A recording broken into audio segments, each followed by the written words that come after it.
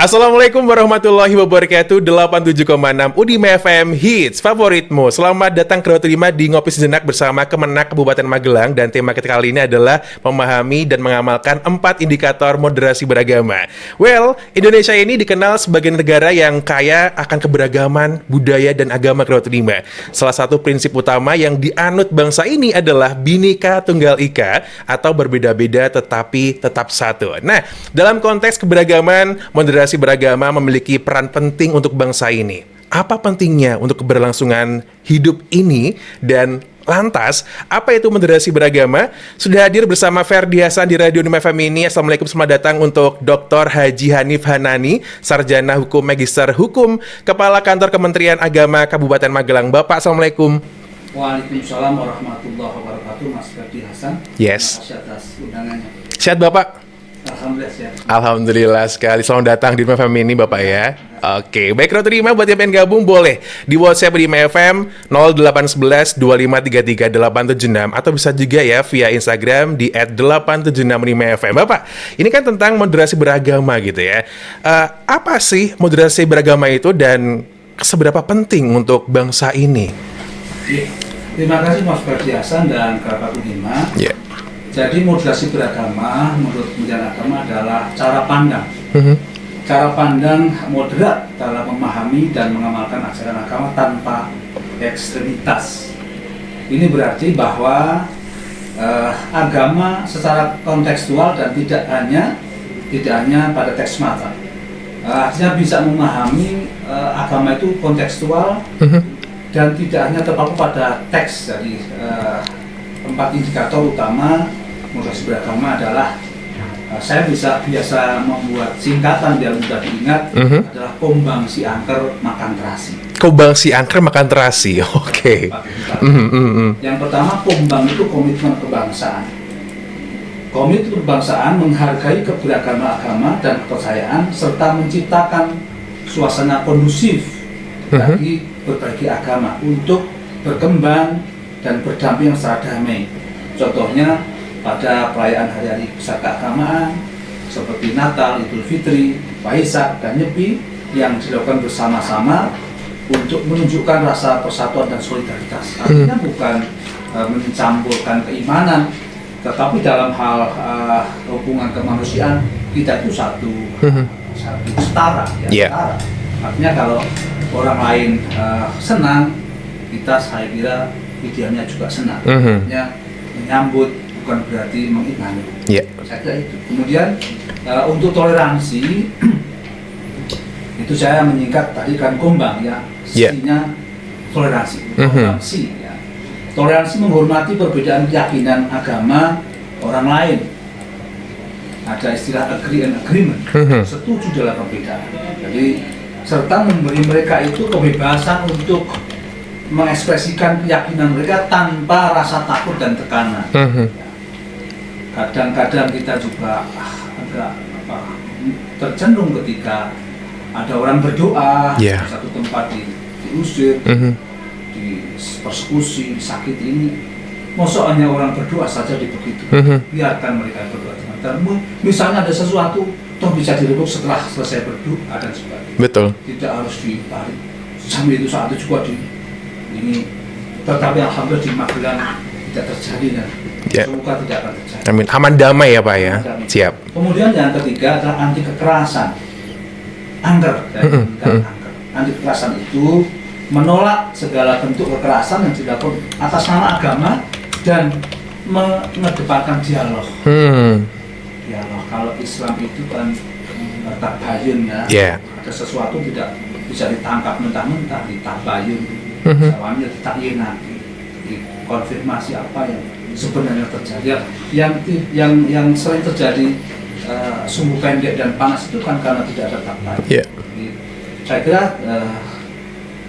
anti kekerasan ini juga harus kita dorong kepada bahkan anak-anak kita masih kecil, mungkin dari usia TK, RA itu harus dibangun tidak anti kekerasan. Jadi kita tuh sekali lagi kita tuh setara, kita tuh kalaupun tidak saudara seagama, kita saudara kemanusiaan. Kita sama-sama mengedepankan humanisme saja. Contohnya adalah antara pemerintah, tokoh agama dan masyarakat dalam mengatasi potensi konflik antar umat beragama. Jadi konflik tetap ada, karena resiko majemuk itu mesti ada konflik. Tetapi bagaimana konflik itu bisa diredakan dan bahkan mungkin menjadi pemacu kita untuk bisa bersatu, kira-kira itu. Kemudian yang ketiga, makan terasi.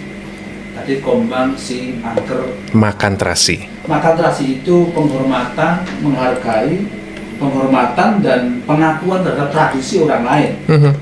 Menghargai dan menerima perbedaan tradisi dan budaya serta mengakomodir keberagaman menjadi cara beribadah dan adat istiadat yang ada di masyarakat. Jadi agama itu sebetulnya bukan untuk koreksi diri, bukan untuk mengkritisi orang lain. Kalau sudah itu, termasuk tradisi ini sebetulnya kalau ada konflik bisa saja sama agamanya, bukan harus antar intern. Kalau tradisinya beda bisa terjadi konflik. Maka pemahaman itu, penghormatan. Contohnya ketika Waisak, kita mungkin pengunjung itu yang kemarin itu panitia mengatakan 80% Muslim. Artinya kalau tidak ada kondusivitas, mungkin ramai 20% yang Muslim yang nonton ikut itu bahkan masuk ke dalam, bahkan duduk di kursi yang mestinya untuk untuk perhelatan upacara Waisak, tapi toh kita nggak ada konflik, saling memahami. Jadi yang Muslim datang karena juga ingin melihat budaya agama lain bagaimana, dan kemarin sukses juga bukan di Borobudur. Saya kira itu masih yang indikatornya, 4 indikator moderasi beragama: kombang siangker makan terasi. Kombang siangker makan terasi, yes. Toleransi, anti kekerasan dan pemahaman penguatan terhadap tradisi orang lain. Yes, ini singkatan yang dibikin oleh Pak Hanif sendiri ya, agar mudah diingat oleh semua kerabat Udima juga ya. Itu sudah saya speak up Jawa Tengah sampai nasional. Betul sekali. Nah, Bapak, untuk di Indonesia ini sendiri kan seringkali banyak muncul isu-isu seperti radikalisme dan sebagainya, teroris dan sebagainya gitu ya. Berarti moderasi beragama ini ibaratnya sebagai benteng gitu Pak ya, agar tidak terjadi hal-hal yang tidak diinginkan di Indonesia ini berarti. Terima kasih Mas Ferdi. Jadi sebetulnya kita itu bangsa yang sejak dulu itu rukun. Nah, buktinya tadi Borobudur itu kan berdiri di tengah-tengah sekarang umat Islam. Ini nyatanya para pemeluk agama Buddha, Joy datang ke kita. Bahkan Indonesia itu kan terkenal ramah. Betul. Bahkan jenderalnya, Sumering Jenderal, itu Pak Harto itu kan terkenal paling ramah, presiden waktu itu. Artinya sebenarnya kan tidak, bahkan kita heran kalau menjadi terpecah-pecah, menjadi. Tadi saya sampaikan memang resiko negara plural itu seperti ini, ada gesekan, ya. Ada semacam tidak sepaham, bisa saja terjadi. Jadi saya kira maka Kemenak itu menyebarluaskan moderasi itu kan judulnya penguatan, penguatan moderasi beragama. Artinya sudah moderat. Bangsa orang yang sudah moderat hanya dikuatkan, karena memang ada elemen-elemen yang kayaknya juga tidak begitu suka kalau damai-damai aja. Juga ada yang seperti itu, paham-paham yang seperti itu. Kemudian mungkin radikalisme, tetapi kalau kita membaca radikalisme itu bukan hanya dari satu agama, semua agama ada kecenderungan untuk radikalisme, ya. Maka ada istilah diktator mayoritas, ya.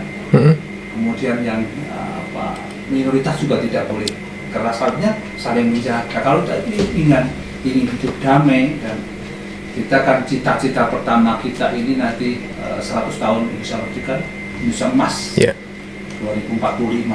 saya mungkin sudah pakai teken itu. Itu kalau itu tidak tercapai, kita tidak bersatu, tidak sampai ke sana. Maka sekali lagi kita bahkan di tingkat Rododo Atfal itu sudah kita ajari bagaimana berbagi dengan sesama, bagaimana tidak boleh bullying, tidak boleh menghina. Kemudian kekerasan itu bisa saja verbal. Betul. Dari kata-kata bukan hanya perbuatan. Yang verbal kita jaga. Yang padahal di dalam Islam kan ada tidak boleh memanggil orang dengan paraban. Betul Pak. Agak marah itu, dan itu kayaknya sebab musabab bullying itu kayak gitu. Oh yes. Memanggil teman dengan panggilan ayahnya, artinya kan dipanggil tidak pakai nyangking saja. Nama ayah dibuat ini ya candaan nih Pak, betul. Gurau bercanda. Dan itu sudah dilarang agama. Tidak boleh memanggil dengan alkohol, dengan paraban. Orang yang keriting dipanggilnya Brikele lah. Kamu kayak Pak Hadim ini ateng, yes. Pendek, gembrot. Kemudian ada ke satu suku tertentu. Ini sebenarnya sudah dilarang dalam agama. Dan bahkan kalau kita tidak segera bertobat, kita termasuk golongan yang dolim. Betul. Sebenarnya agama sudah porsinya sudah cukup banyak untuk orang-orang ini menjadi moderat. Jadi moderat itu kan ada di tengah-tengah, tidak seimbang. Moderat, tidak terlalu ke kanan, tidak terlalu ke kiri. Kalau ke kanan banget ya, karena kita hidup di macam-macam kepercayaan suku bangsa dan agama. Kalau terlalu ke kiri nanti jadinya kita tahu bahwa berontakan golongan kiri seperti itu. Betul. Jadi maka kita mencanakan moderasi beragam, tetapi jangan salah paham. Sekarang kadang mengatakan moderasi agama, bukan agamanya, ya. Itu moderasi agama. Iya. Moderasi keagamaan bukan. Yang di moderasi itu orang umatnya, pelaku-pelakunya. Maka moderasi beragama. Sudah, agamanya sudah sempurna. Ngapain dimoderasi? Nah, cara beragamanya, cara pandangnya, perilakunya, ini yang harus dimoderasi. Betul. Jadi orangnya ya, pelakunya, bukan agamanya ya Pak ya. Oke, siap. Berarti ini penting sekali untuk keberlangsungan hidup di Indonesia ini pastinya ya, kalau terima ya. Nah tadi Bapak juga mengatakan bahwa tentang indikatornya ada komitmen kebangsaan. Pak, seperti apa sih Pak hubungan antara komitmen kebangsaan ini dan ajaran agama yang kita anut gitu? Kan di Indonesia juga banyak juga agama ya Pak ya, ada sekitar 5 atau 6 ya Pak ya? 6 agama di Indonesia ini. Seperti apa Pak hubungannya? Saya kira itu malah menjadi sangat penting. Komitmen kebangsaan itu kan hubungan bukan saja intern umat beragama, antar umat beragama, tapi juga antar umat beragama dengan pemerintah, negara. Yeah. Kita bukan negara agama, bukan negara sekuler, tetapi kan negara memfasilitasi, bahkan melindungi semua umat beragama. Jadi saya kira itu menjadi sesuatu yang utama, itu dulu dilakukan, komitmen bangsa. Bahkan di dalam kehidupan sehari-hari, ini kan kemarin 17 Agustus ya, kita lihat bersama tayangan bagaimana anak-anak muda itu, saya itu sampai menangis Mas, melihat anak yang pakai begi yang bajunya sampai berlepotan lumpur ya, dengan tidak ada rasa, dengan PD-nya, dengan semangat yang saya sangat mengatakan. Orang kan kadang mungkin ada karena lumpur ya, ada gatal, ada kayaknya tidak. Yang kedua, yang satunya mau pingsan. Yes. Ya, itu bahkan negara lain bertepuk tangan untuk. Betul. Coba sudah sampai seperti itu, tinggal ambuknya yang sebelah menggeser, menggandeng tanpa merusak formasi, tanpa merusak, dengan sigap langsung merangkul tangannya. Inilah keindahan persatuan. Itulah komitmen bangsa. Walaupun sebelumnya didengar kabar pengibaran bendera One Piece ya. Yes, yang sempat marak sekali. Bagaimana tidak main-main kalau sudah bangsa dan negara itu sebenarnya tidak. Yang salah bukan bangsanya, yang saya salah bukan negara. Kok negara yang di merah putih disandingkan dengan One Piece, yes. Nah, mungkin gejala-gejala ini harus Mas Ferdi dan kawan-kawan, ayo kita speak up, jangan sampai di sini. Preso ya yang menjadi tentara di Rusia itu. Oh yes, dia minta balik lagi ke Indonesia. Saya tidak nama ya. Tugasnya besar. Iya. Tapi kenapa beliau akhirnya harus pulang? Karena apa? Ternyata berjuang yang membentuk bangsanya. Iya. Mesir. Akhirnya mau pulang. Nah ini bisa. Dari situ karena kalau sudah menjadi tentara negara lain kan keluar dari. Iya, warga yang lain juga udah pindah ya Pak ya. Bayangkan seperti itu, apalagi yang terlunta-lunta dari negara asing. Maka ada pepatah hujan emas di negeri orang lebih baik, tapi ya jangan hujan batu. Hujan emas juga kan kosong, itu juga keras kok. Betul. Ya tuh, kena kepala juga kalau hujan emas. Artinya sama-sama menderita pun ya lebih baik di negeri sendiri. Kita bangun, kita kokohkan. Yeah. Maka tadi dengan menyampaikan komitmen itu yang paling penting. Jadi setelah itu saya biasa dengan kawan-kawan saya pancing, apakah sampean kapan sampean terakhir pegang merah putih? Ada yang kemudian yang kata mungkin tidak pegang. Kapan sampean terakhir beli merah putih? Juga tidak menjawab. Mungkin tinggal nenek moyang kita yang warnanya sudah tidak lagi merah putih, tapi sudah pudar ya Pak ya. Dan putihnya sudah putih tulang. Iya. Kapan sampai terakhir mengibarkan bendera?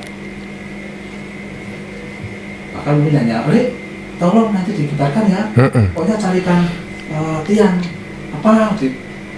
Akhirnya kan tidak seimbang, rumahnya gedung bertingkat tapi benderanya hanya berapa meter ya.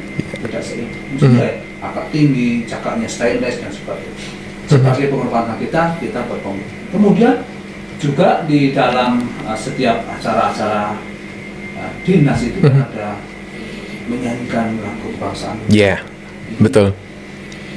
Alhamdulillah saya melihat di Magelang itu kalau ada nyanyi itu semua. Bahkan di acara-acara sekarang kan sudah model mas di kampung ada acara juga Indonesia Raya. Yes. Dan semua berdiri, semua menghormati. Ini saya kira yang relevan dengan komitmen bangsa. Berasa kayak merinding ya Pak ya kalau tentang negara ini kita bahas gitu ya. Nah, tadi sempat digarisbawahi juga yang menurut Ferdi penting adalah komitmen Pak ya. Untuk komitmen dalam menjaga Pancasila, Undang-Undang Dasar 45, NKRI, bahkan Bhinneka Tunggal Ika ini. Nah, lantas tantangan terbesar apa sih Pak yang kita bangsa Indonesia hadapi gitu dalam menjaga komitmen ini Pak? Tantangan terbesar ya apa ya? Dunia luar. Ya. Kita kan sekarang yang kita genggam itu kan dunia. Betul. Apa yang terjadi hari ini kita saksikan juga, bahkan mungkin tidak menunggu lama. Ini juga tantangan bagi kita kalau kita tidak hati-hati. Artinya seperti One Piece tadi, begitu hanya percaya itu kemudian lewat media massa ya, medsos ini yang kayaknya membendungnya sulit. Iya. Ya, membendungnya juga harus dengan medsos lagi. Bagaimana kita bermedsos yang nasionalisme, yang pandangan kita bahwa hubul waton minal iman, bahwa cinta negara itu ada apa ya dalam cerita pewayangan Bung Karno itu tidak setuju waktu itu dengan rajanya karena memang salah perang ya. Tetapi beliau berkorban untuk negara. Nah ini karena bisa memisahkan antara kepentingan individu dan kepentingan negara. Maka kalau di daerah Surabaya itu kalau ada orang mantu kemudian panjenengan dipanggil untuk membantu itu namanya kumbukarnan. Ya. Artinya volunteer ya. Yes. Relawan. Ya. Saya kok bahasanya kumbukarnan. Artinya kumbukarnan itu walaupun waktu itu mau berperang, tapi bukan karena bukan karena ego, bukan karena apa ya membela yang salah, tetapi membela negara. Tantangannya ya generasi muda mas, generasi muda. Betul. Yang muda itu harus dilatih betul untuk cinta kepada negara dari kecil, mulai kecil. Maka dilatih apa? Mungkin apel pagi. Saya malah kadang kepada madrasah itu, Bu, pagi itu kasih lagu-lagu kebangsaan ya. Tapi dia enggak, itu nanti bayar royalti apa tidak, saya juga masih di polemik Pak ini Pak. Jangan nanti suruh bayar. Iya benar. TK RA yang muridnya cuma 15, nyetel itu bayar lah. Ada juga galau dengan itu. Galau sekali Pak, semua pasti galau tentang ini. Kok seperti itu? Ada kalau kita juga membalas frekuensi kita kan dipakai mereka juga. Iya. Udara ini atau kata-kata kita Indonesia itu kan juga bisa saja kita minta royalti karena sampai membuat lagu dengan bahasa Indonesia. Mungkin alasan kita sebagai orang awam. Betul. Jadi saya menyuruh bagaimana anak-anak kita itu disetel saja, bahkan bukan hanya anak-anak. Saya itu rumah saya itu berdekatan dengan Madrasah Ibtidaiyah. Muridnya ada 270. Setiap pagi itu kalau nyetel itu bahkan hanya murid, orang lalu-lalang juga mendengar itu. Kebangsaan dinyanyikan. Nah, memang dekade ini kita banyak tahu ya anak-anak yang disuruh nyanyi ini tidak apa, disuruh baca ini tidak apa, itu karena mungkin gaungnya kurang. Iya. Saya kalau dari mudanya, dari awal dia TK, SD, SMP itu dibangun itu nasionalisme, saya kira kita tidak khawatir lagi. Karena yang akan mengisi itu 30 tahun ke depan ya anak-anak itu. Tapi kalau kita terlena sudah hidup masing-masing individual, ini nanti terjadi juga. Betul sekali. Bahkan dia akan lebih paham dengan pahlawan negara lain, bahkan mungkin pahlawan yang fiksi yang mereka biasa baca sehari-hari. Yes, berarti tantangannya dari luar sendiri Pak yang datang ke sini Pak ya, ke Indo gitu. Oke. Dan untuk contohnya pun juga dijelaskan sama Bapak Hanif tadi ya. Banyak banget contoh yang berkaitan dengan komitmen kebangsaan ini gitu Pak ya. Dan kita bakal ke ini Pak, ke indikator selanjutnya yaitu tentang toleransi. Nah, ini sangat penting juga untuk Indonesia, buat kita semua Kreatif Dima ya. Karena toleransi ini tuh sering diartikan sebagai hanya untuk ia menghargai perbedaan doang gitu, just itu aja Pak ya. Tapi menurut Bapak sendiri gimana sih Pak penjelasan toleransi ini secara menyeluruh gitu? Toleransi itu sangat menjadi usaha, ya, tetapi sulit dilakukan. Betul. Dan ini menyeluruh mas, kan di keluarga kita, kalau tidak toleransi, bubar itu banget. Betul. Maka di dalam agama kan kuanfusaku wahlikum, jadi diri dibangun, keluarga dibangun, kemudian baru masyarakat sekitar. Jadi tantangan masyarakat majmuk itu memang itu toleransi. Kalau toleransi dibangun ini kita akan selamat. Jadi tadi saya sebut tantangannya kan konflik, perbedaan, kadang ada pemahaman yang ekstrim sing itu dimusnahkan. Ya. Kemudian menang-menangan. Kalau itu terjadi sama-sama hancur. Bagaimana kita tahu beberapa negara hancur karena tidak lagi ingin bersatu. Ada dominasi, saling menguasai. Siapa kuat itu yang menang. Kamu lepus, kemudian juga kompetensi negatif. Itu ingin orang lain kalah. Ini tidak akan bahagia. Kalau orang sudah punya pemahaman itu nggak akan damai. Setiap hari tujuannya hanya aku menjadi pemenang, yang lain menjadi yang kalah. Mencari cara agar orang lain jatuh, entah dengan kata-katanya, entah dengan perbuatannya. Bahkan ada istilah triangulasi. Jadi kalau dalam tesis disertasi bagus, tapi kalau triangulasi itu mengajak orang lain untuk sama-sama musuhi itu sudah tidak bagus. Yes. Wong liya melu ya toh. Aku memusuhi dia. Loh, kayak satu lawan satu saja mungkin kalah kok. Kayak ini. Jadi kompensasi negatif itu masuk di sana. Kemudian ada quote, human diversity makes tolerance more than is a virtue. It makes it a requirement for survival. Jadi keragaman manusia itu membuat toleransi lebih dari sekedar kebajikan.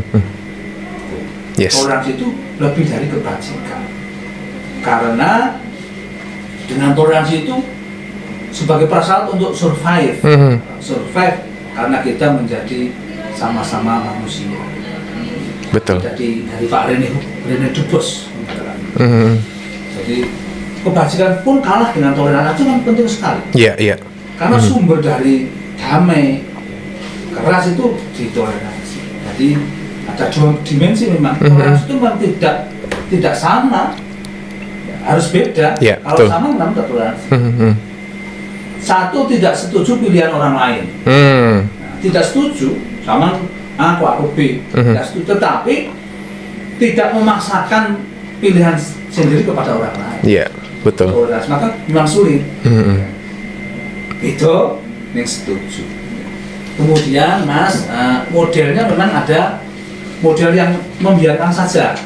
Terus pokoknya terserah. Asal orang ganggu ada tuh? Iya, iya. Orang ganggu.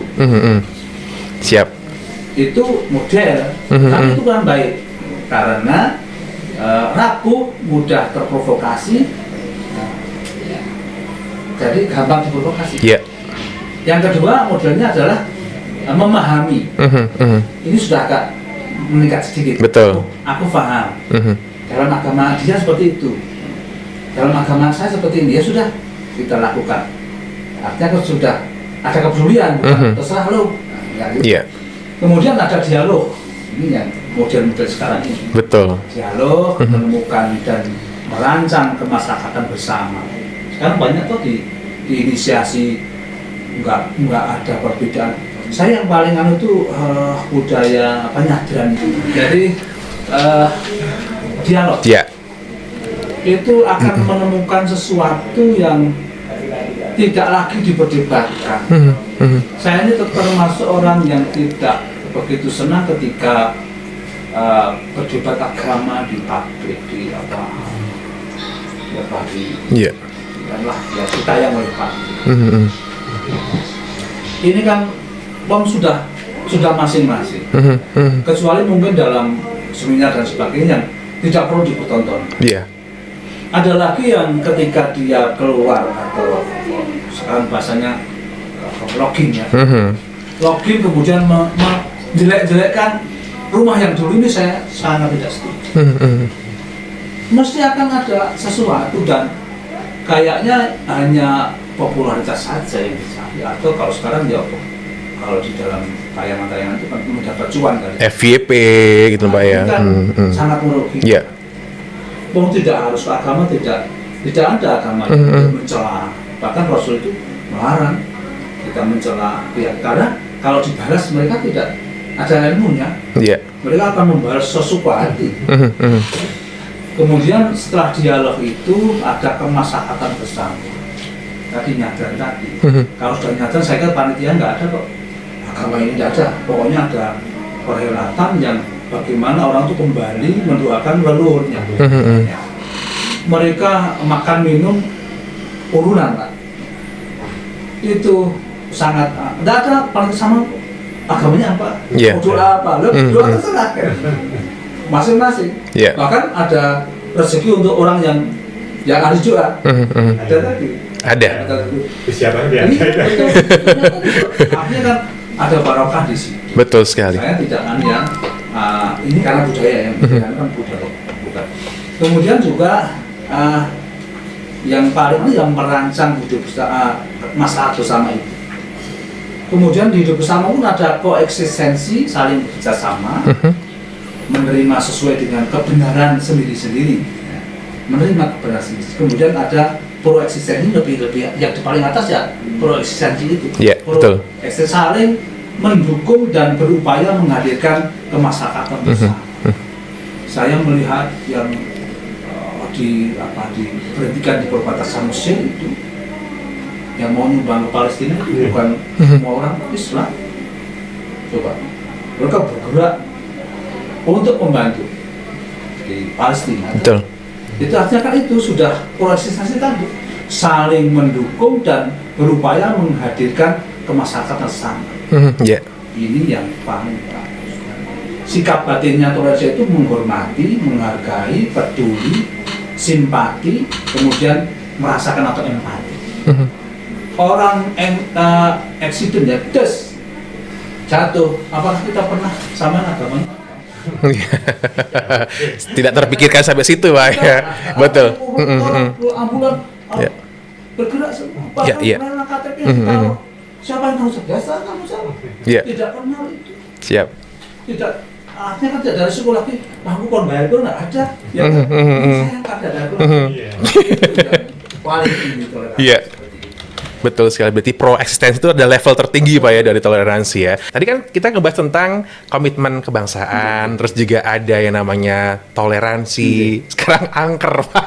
Hati kekerasan ini aduh ini di Indonesia, aduh ya Allah, banyak sekali yang mungkin dari hal-hal yang bisa dibilang sepele tapi berujungnya pun nyawa yang melayang Pak ya. Kalau ngomong tentang kekerasan, nanti kekerasan dalam hidup ini Pak, mengapa kadang sering dibuat dalih Pak untuk membela kebenaran? Seperti apa Pak penjelasan dari Bapak sendiri?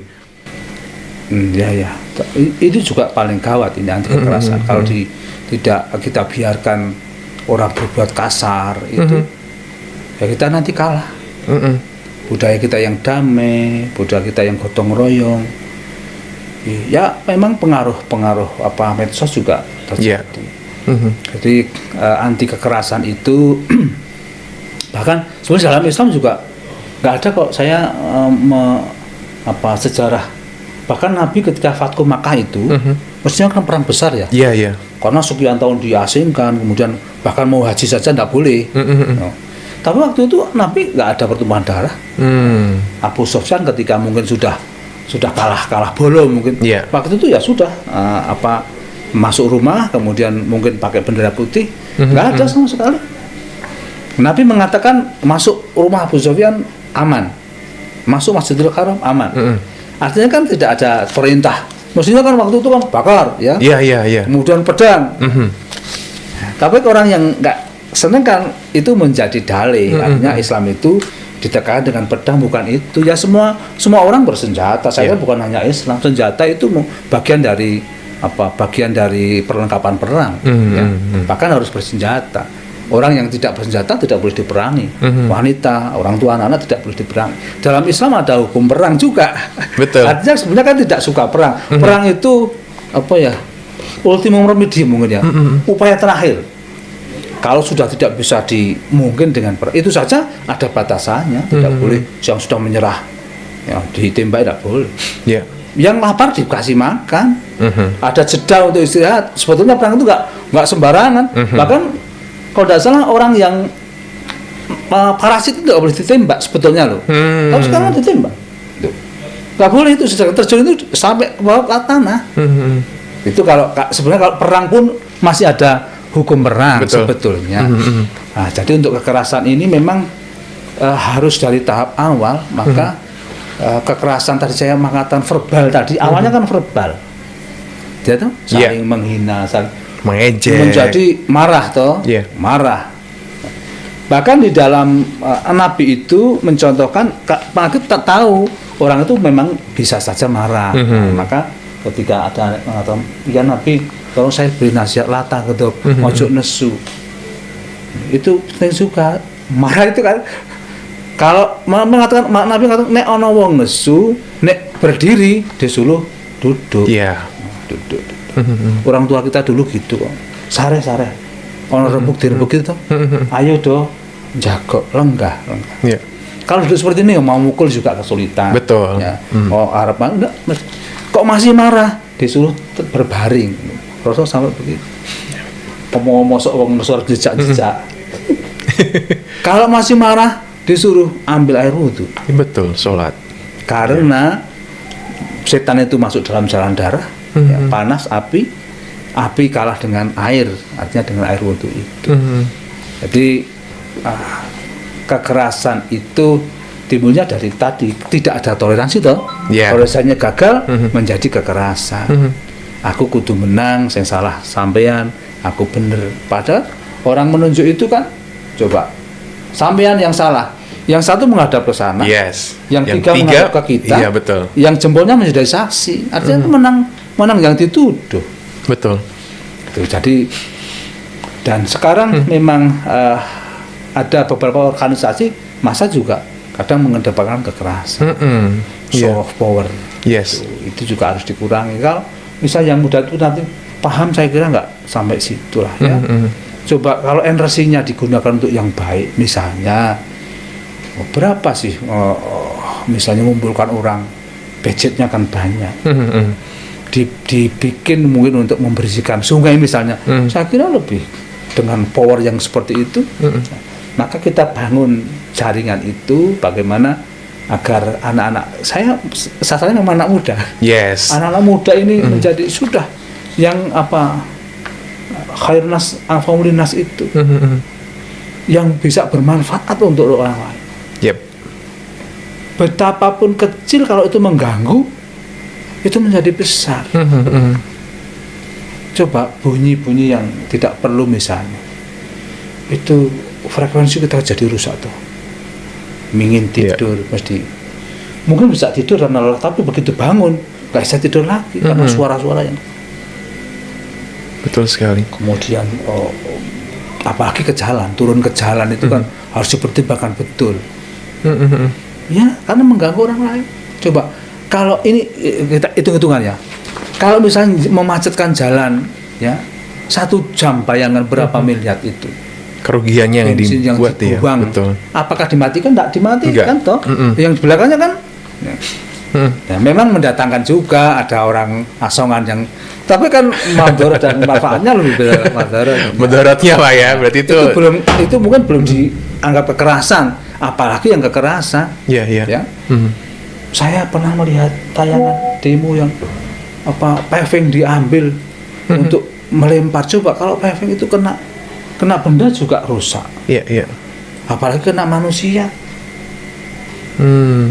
Maka kadang coba kita kan ada kalau Jawa kan ojo njiwit nek kowe ragam dijiwit.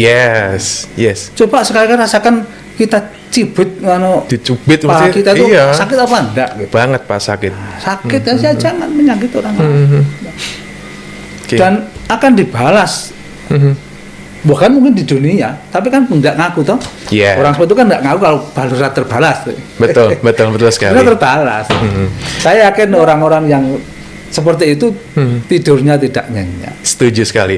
Berarti kekerasan ini tidak sejalan dengan ajaran agama dan tidak dibenarkan istilahnya untuk dengan dalih membela kebenaran itu Pak ya untuk kali ini ya. Betul sekali. Nah, lantas gimana sih Pak cara pendekatan damai agar istilahnya berhasil gitu ketika ada konflik antar agama terus juga internal dan sebagainya, itu seperti apa Pak? Apakah kedua belah pihak harus dipertemukan gitu agar bisa selesai masalahnya? Sebetulnya tidak harus bertemu dulu karena memang masih panas. Ya kalau di dalam ini rumah tangga saja ya. Kalau tidak salah ada ayat yang mengatakan kalau terjadi konflik itu hakama min ahlihi wa hakama min ahliha. Jadi mendatangkan juru penengah dari pihak laki-laki dan juru penengah dari pihak perempuan. Kalau sudah dikatakan juru penengah, mesti orang yang bijaksana, arif bijaksana, bukan sembarangan waton ditunjuk, enggak toh? Mesti keluarga akan milih yang sepuh, mungkin Pak Kadus. Penengah ya Pak istilahnya. Karena mereka dianggap orang yang bijaksana, atau yai tokoh masyarakat. Hakama min ahliha dari keluarga, artinya sama toh konflik toh. Dari pihak satu, pihak dua bertemu dulu, memang tidak. Nek yang masih panas itu.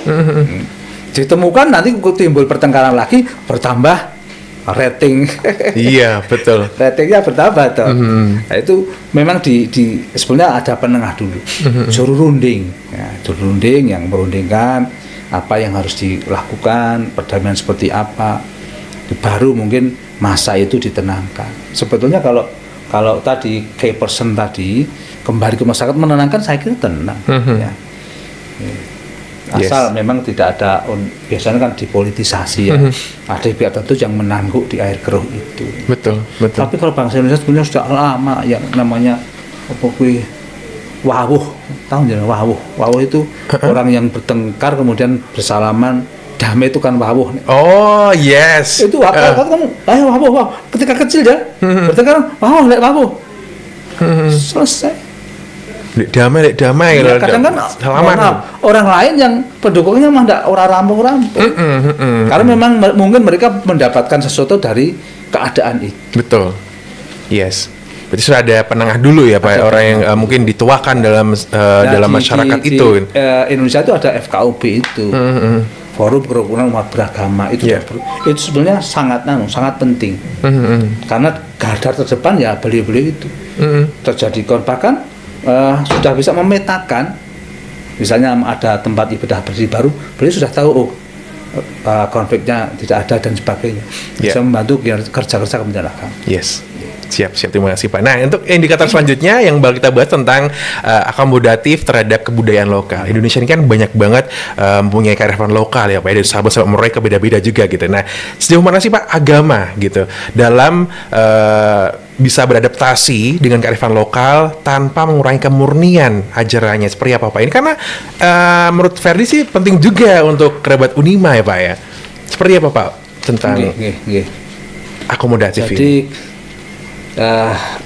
tadi mau saya sampaikan untuk indikator keempat ini memang bisa saja terjadi di intern umat beragama. Ya, karena tradisi itu kan bisa saja dari orang tua ya, dari orang tua kita turun-menurun. Kalau saya anggap tradisi kita itu sebenarnya baik, semua baik. Ya.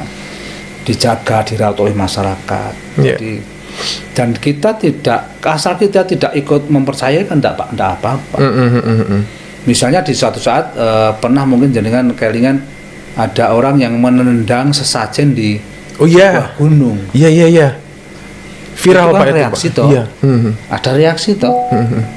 Ternyata bagi dia itu sesuatu yang, tapi bagi orang lain bukan kemusyrikan.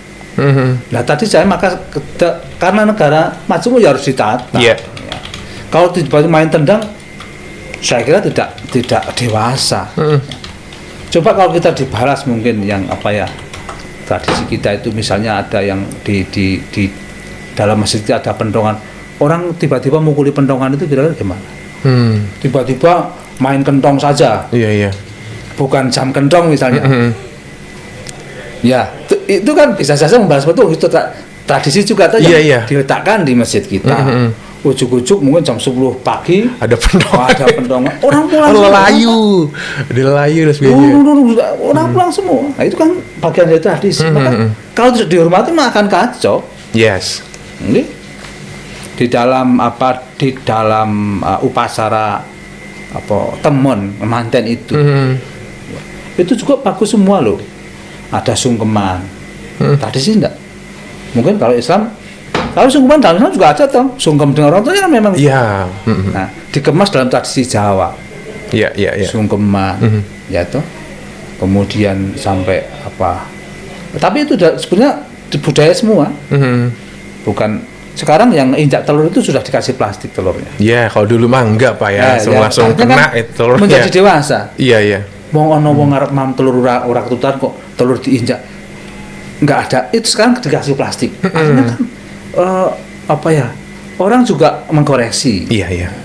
Budaya itu dikemas menjadi baik. Iya. Kemudian masih pakai balon adat, pakai jilbab. Ini betul. Nah, betul. Saya yang agak terharu itu ketika pengantin laki-laki sungkem dengan itu kerisnya dicabut. Itu kan filosofinya sangat dalam. Iya. Menghadap orang tua masa pakai senjata. Betul. Ya. Artinya kan masih ada kecurigaan tuh, senjata itu untuk tameng, senjata itu untuk piandel. Maksudnya masih pakai piandel ketika itu yang itu sisi bagus sebetulnya. Iya. Ya, kenapa orang menentang? Mau dipelajari dulu. Dan orang muda kalau enggak usah percaya, selesai, enggak usah mengerjakan. Betul. Tapi kalau merusak, berkomentar yang itu memang menjadi masalah. Betul. Yeah. Dan tadi maka Nabi juga kalau enggak boleh itu mengolok-olok keyakinan, merusak tempat ibadah, tidak boleh. Yes. Agama apapun. Betul. Jadi saya kira sudah, artinya bukan tidak akan rusak, mohon maaf, tidak akan merusak akidah kita.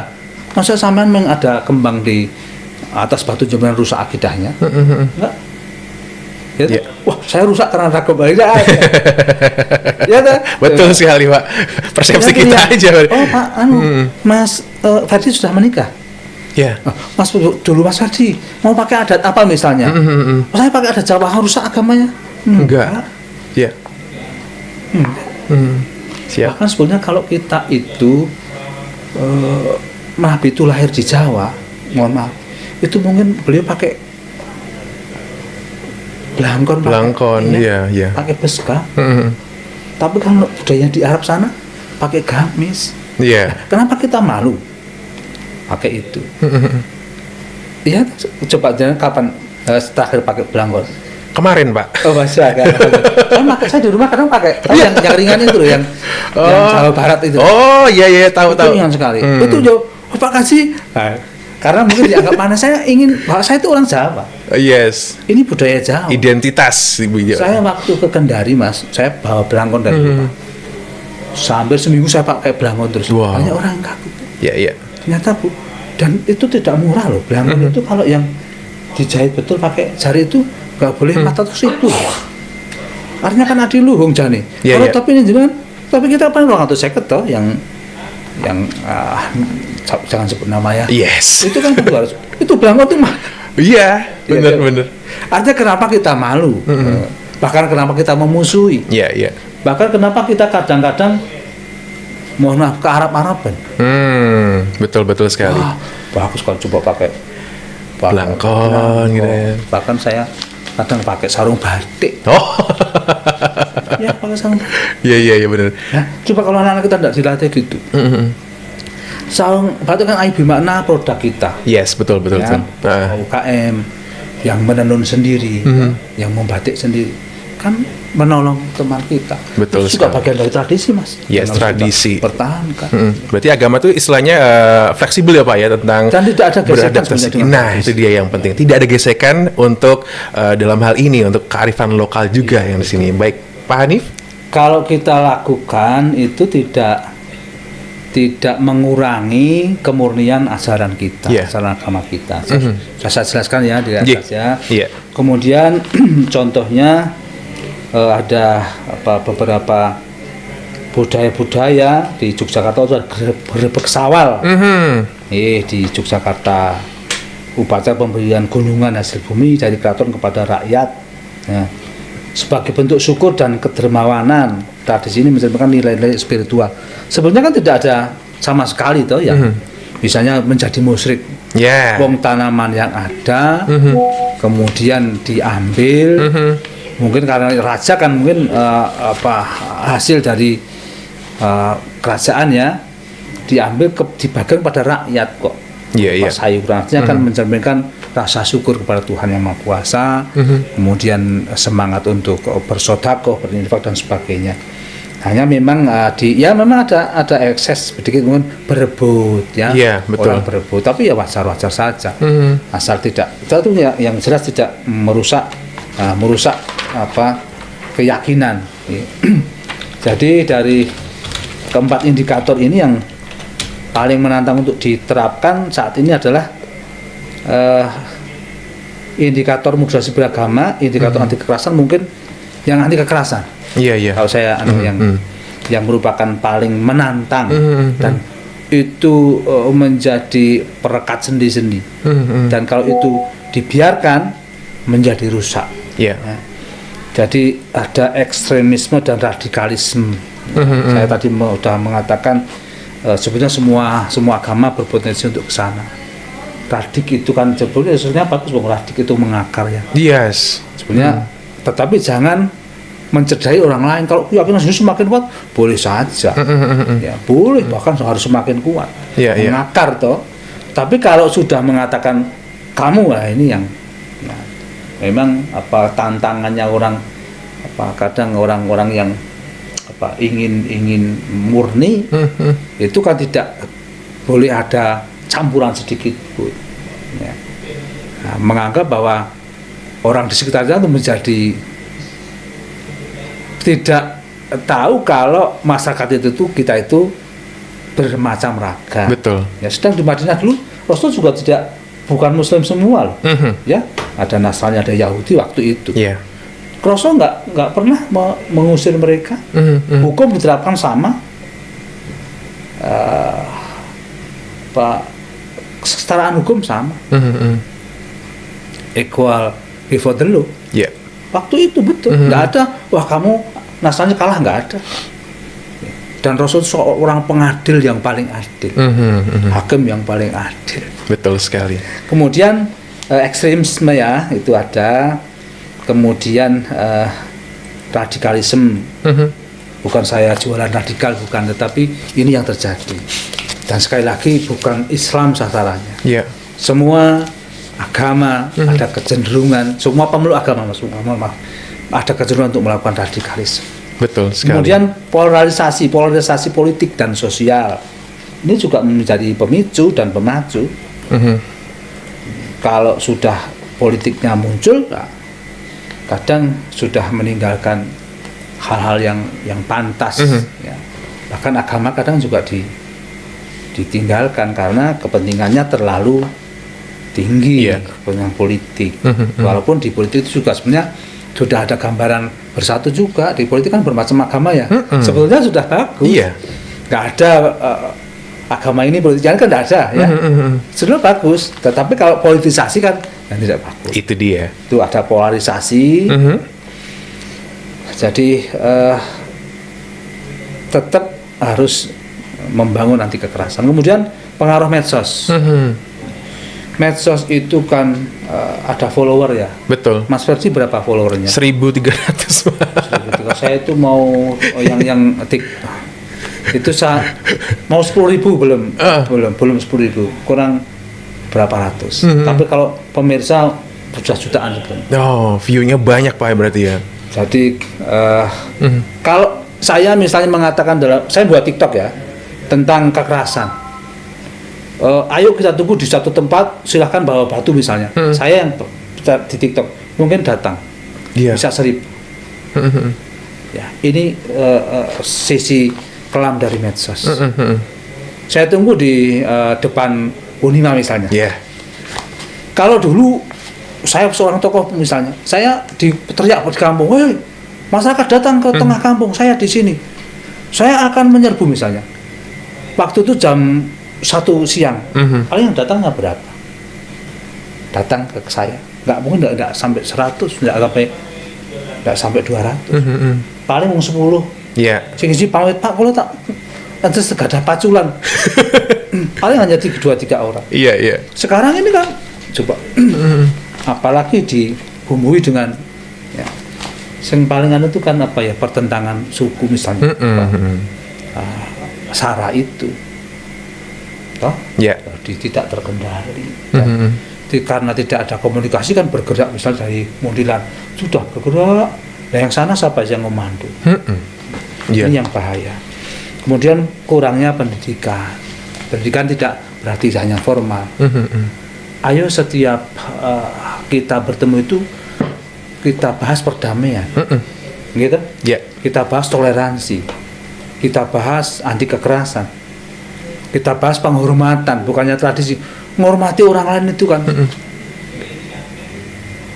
Maka mimbar itu tidak boleh untuk mengacaukan situasi. Betul. Khutbah Jumat itu kan ada aturannya tuh. Nggak ada yang terhormat, nggak ada sama sekali. Ya kan? Salawat, hamdalah, ajaan takwa. Kemudian sudah, bahkan sebenarnya temanya nggak boleh menyinggung-nyinggung, nggak boleh. Ya. Nah, itu contohnya itu. Kemudian dalam sholat jamaah itu kan juga ada aturannya, ada memang koreksi ketika imam salah bisa dikoreksi, tapi sebenarnya tidak dengan hal lain kecuali subhanallah. Tapi orang kadang kan benerke. Betul. Sebenarnya nggak ada di menuntun untuk Itu benar. iya, apalagi kalau orang kan kul huwele boleh itu sudah batal itu. Kule. Iya kan? Yang satu imamnya salah, batal. Coba kalau kita bernegara seperti itu damai. Memang boleh kan mengingatkan toh. Iya. Tapi nggak boleh terus harus pakai ini. Undang-undang salah.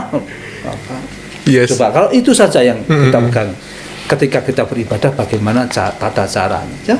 Betul sekali. Boleh yang lain, imamnya bahkan jendela dibuka, imamnya salah, imamnya Langsung salah. gitu ya, speak up langsung gitu. Imamnya salah, semua batal. Iya. Bahkan imamnya kalau lanjut nggak batal. Dia diingatkan memang dia lupa kok. Iya. Saya pernah jadi imam mas, diingatkan tuh malah kacau. Kalau saya mendingan ganti surat. Surat baru sudah, ya kalau wailik. Yang lebih simpel ya Pak ya? Lebih simpel. Oh nggak ada aturannya harus ayat yang panjang. Iya. Ya kan? Bener sekali. Baca ayat Al-Quran. Berarti semua 4 indikator tadi Ini ada yang menantang nggak bener? Nggak berbahaya ya? Iya. Seperti ini. Enggak berbahaya. Ini fenomena terjadi. Oke, Pak ini menarik sekali. Tapi waktunya sudah jam 11 gitu Pak ya. Kita harus ke closing. Mungkin Bapak bisa memberikan closing statement, pesan dan ajakan untuk pendengar nih agar bersama-sama mengamalkan moderasi beragama dalam kehidupan sehari-hari seperti apa Pak? Pesan dari Pak Hanif gitu. Terima kasih. Moderasi beragama memang sangat mudah diucapkan, tapi ternyata sampai hari ini masih harus banyak kita bangun ya. Kita bersuara bersama, kita duduk bersama dan saling mengingatkan bahwa kedamaian itu sebuah cita, tapi harus diupayakan. Betul. Ya. Kalau kita diam ya damai, tapi damai dalam diam juga tidak bagus. Kita upayakan menjadi sesuatu yang bermanfaat, terutama bagi perkembangan agama kita, kemudian bagi kedamaian dalam kita bernegara. Jadi moderasi beragama bukan berarti melemahkan keyakinan. Ini masih ada yang berpendapat itu sinkretisme, menyamakan. Ya tidak. Dan bahkan di Indonesia itu sudah banyak negara lain yang mulai belajar ke tempat kita. Sampai saat ini kita masih diberikan lindungan oleh Allah, negaranya damai, kemudian pembangunnya berjalan, kemudian rakyat dengan negara, dengan pemerintah ini ya ada pernik-pernik, tapi saya kira masih dalam koridor yang dibenarkan. Kemudian ajaan saya, mari kita bersama-sama mengamalkan moderasi dalam kehidupan sehari-hari. Dan bahkan saya pun masih belajar. Saya masih belajar untuk menjadi orang yang moderat. Sebab kita kalau dalam kondisi normal mungkin bisa, tapi ketika kita lelah, ya, kita dalam kondisi yang tertentu kadang kita sok ada timbul marah dan sebagainya. Maka kalaupun marah porsinya yang jangan banyak-banyak. Dan orang paling baik itu kan orang yang tidak cepat marah, tetapi kalau marah segera reda, ya toh? Ada yang cepat nesu, hilangnya angel ada. Ada. Itu yang kurang baik. Yang kan ya angel nesu, tapi begitu nesu, kalau tidak marah, saya kan tidak bisa, kalau kita manusia masih ada. Kemudian mengembangkan toleransi dan kerukunan umat beragama, kemudian menghindari kekerasan konflik, ya, sekecil apapun. Kalau itu konflik, ibaratnya kriwian dari gerojokan. Kecil tapi kalau di atas seperti api itu kecil. Kalau ketika kecil manfaatnya ada. Tapi ketika besar mungkin sak kampung saja tidak bisa memadamkan itu. Kemudian ayo kita bangun dialog. Ya. Proeksistensi tadi, dialog agar kita bisa ada satu momen yang bisa kita bersama-sama membuat kemaslahatan. dunia ini kita huni bersama. Maka kalau ingin sejahtera, ingin selamat, ya kita bersama-sama hidup, kemudian menghormati orang lain, kemudian menjaga generasi kita agar cita-cita para pendahulu ini tercapai, negeri yang aman damai, baldatun thayyibatun warabun ghafur.